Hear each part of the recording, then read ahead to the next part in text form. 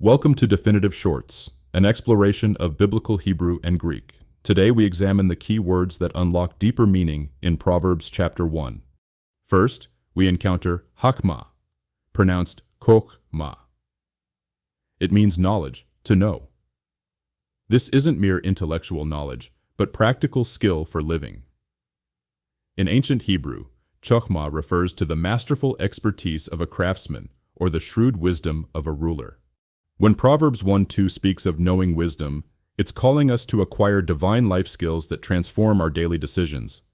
The Septuagint translates this as Sophia, emphasizing that true wisdom originates from God's eternal mind. Next comes Yirah, pronounced Yirah, often translated as fear of the Lord, as in Proverbs 1:7. But this Hebrew term encompasses profound reverence and awe-filled worship, not cowering terror. Yirah is the breathless recognition of God's holiness that leads to joyful obedience. Ancient Hebrew sages understood that this reverential awe is the beginning point, the reshit, of all genuine knowledge. Without Yirah, human wisdom becomes mere cleverness divorced from divine truth. The third crucial term is Musar, pronounced Musar, meaning discipline or instruction. Derived from the root yasar, to correct, Musar represents the loving correction of a father training his child. In Proverbs 1 verses 2 and 3, Musar isn't harsh punishment, but formative guidance that shapes character.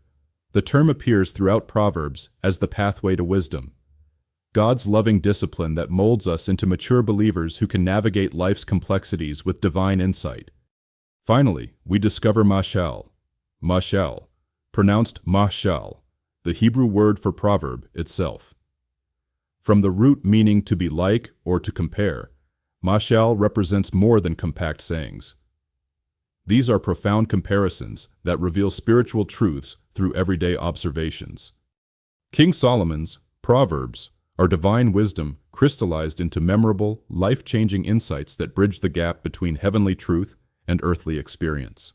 This opening chapter functions as both literary gateway and hermeneutical key, introducing a constellation of Hebrew terms that carry profound theological weight throughout Scripture. The chapter's strategic placement and concentrated use of wisdom illuminates the nature of the connections between divine revelation, human knowledge, and ethical formation. Deep calls unto deep. There is more to the text than initially meets the eye. Like, share, and subscribe, and prepare to go deeper.